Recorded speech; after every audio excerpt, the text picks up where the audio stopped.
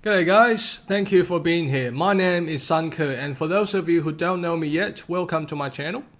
Now, today's episode is going to be very special because I'm gonna switch myself into full-on English mode. For those of the Mandarin speakers, I'll put subtitles in the video as well, just for your references.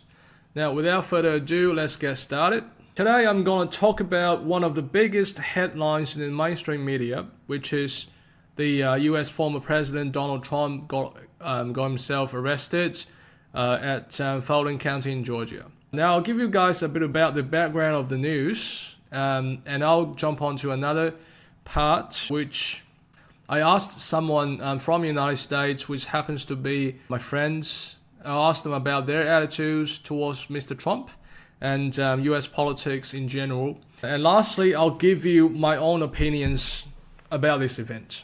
Alright, so now I quote, former President Donald Trump was arrested at Fulton County Jail on the felony charges in connection with the efforts to overturn the 2020 presidential election results in Georgia. In the first of his fourth indictment this year, Trump has had his mugshot taken.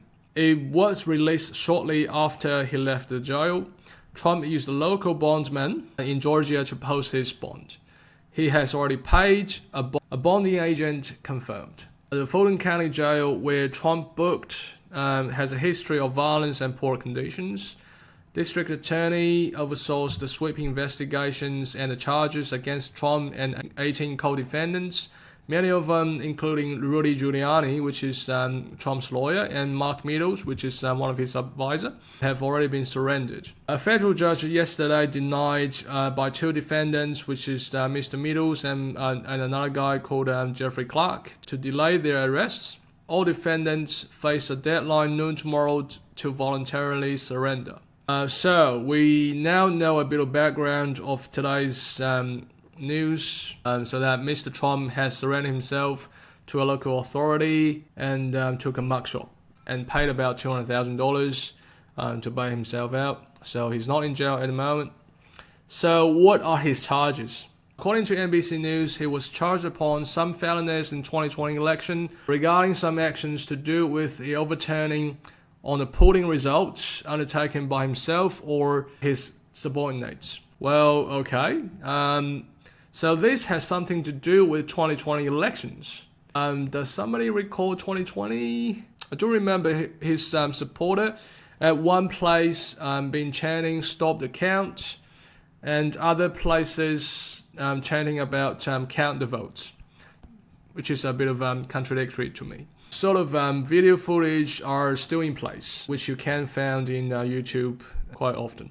And the January 6th, Capitol Hill, definitely. So 2024 is approaching and a new wave of political rivalry has just begun. Now, given by the fact that Mr. Trump has got himself in the fourth indictments already, so it's something that we all heard of it before, and now as an outsider, Sanker, myself, just paid a lot of attention on international politics, especially on US over the past 5 years. However, coincidentally, I do know a few friends from the United States, actually from the internet, who happens to be in the state of Georgia.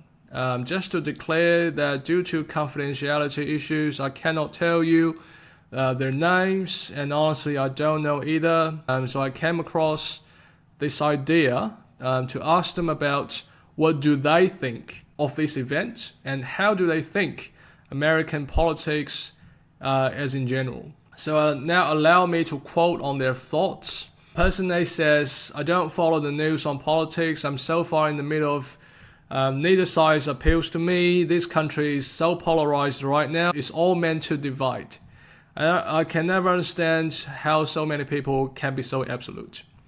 And person B replied, I was much of McCain and Romney supporter. They're much of a moderate view, being on either side on the spectrum, which will cloud your judgment and make it easier for you to get food. And politics is meant to divide. It's all a show. Political theater is a term for a reason.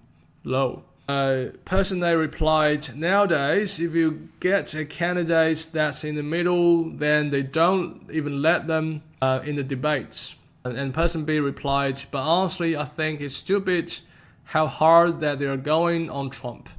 I don't like the guy, but damn, I think he's working on 3 or 4 court cases now.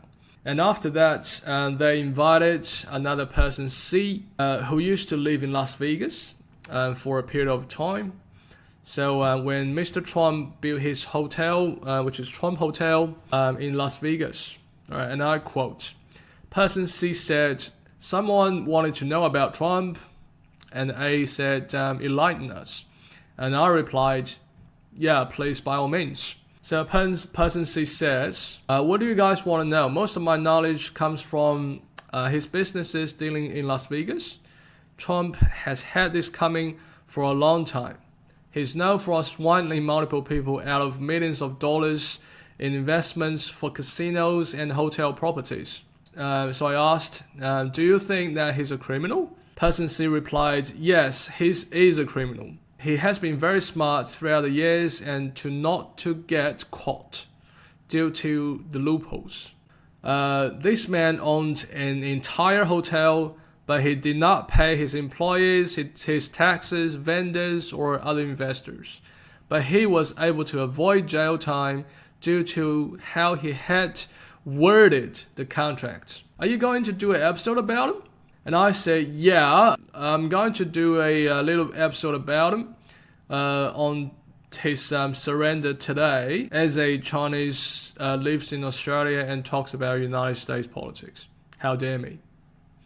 And do you guys think Trump has been witch hunted? Person C replied, you're fine to do these pieces. No president should incite violence. When he campaigned, he agreed with certain violent acts and shootings. Honestly, he hasn't been witch hunted. He's a product of his own doing, however. Now, person A responded, I don't think any of his current situations because he broke the law. Many politicians don't think the law pertains to them. They are the ones that write the loopholes. This is all politics.